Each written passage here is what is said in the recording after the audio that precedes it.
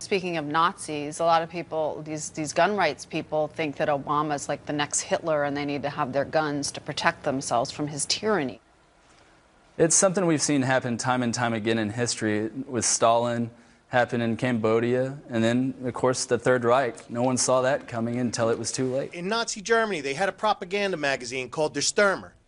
They had an article that they titled The Jew Next Door. The Journal News, their article was titled The Gun Owner Next Door. You mean that happens? Yeah, Governments actually become tyrannical? And what we have here, historically? Sean, of course, we've seen this. Germany, Italy, Japan, yes, we've seen it. These are scary times. And that is scary. Yes. Everybody in America who owns one of the guns on the list will be required to go in and give up fingerprints, mugshot, be entered into a database. It'll be your papers, please, like Nazi Germany. I mean, if you go back to the 1930s with Hitler, he did the same thing. Isn't that what we don't talk a lot about? What were the intentions of our founders and framers? Now we have Stalin, we have Hitler, we have countries, tyrannical.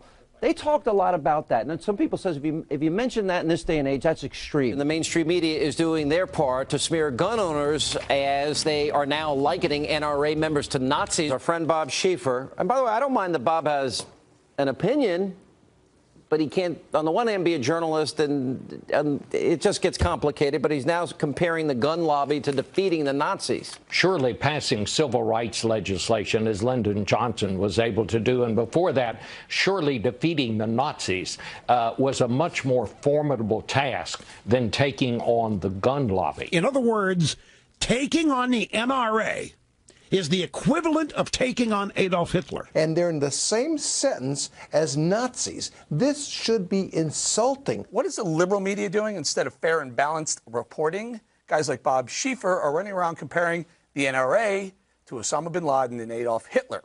If anyone deserves to be equated with Hitler on the issue of firearms, then it's not the president, it's the NRA. Now, is there room for that in our discourse today?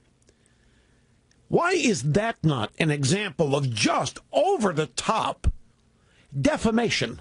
By the way, conservatives use the word Hitler, and there's a total liberal left meltdown like Alka-Seltzer in water. Left does it, it's fine. Think if conservatives had used that language to describe liberals on the same policy, then there would be collective outrage on the front page of the papers and demands for people to resign and apologize. He's giving himself a little bit of wiggle, Bob Schieffer, that is a little bit of wiggle room. Oh, I didn't exactly compare the NRA to the Nazis. I sort of threw them in the same pot and let the people on the audience sort it out. There's clearly an inference that the NRA is the equivalent of the Nazis, and I do think it raised questions about whether or not he wasn't just a little bit too opinionated. George Orwell, back in 1946, in a famous essay, said the word fascism should only be used for people in Hitler and Mussolini and so on, and not just thrown around all the time. That was 1946. 70 years later, we're still doing it as much as ever. You should take Hitler and Nazis off the table in our... If they really want to have a dialogue, as Robert Redford said, then let's just not... Can we just, take Nazis off the table? Why bring that into the comparison? No, I mean, it was clearly... Well, first of all, never bring up Nazis. Yeah. Well, that's the big mistake ever.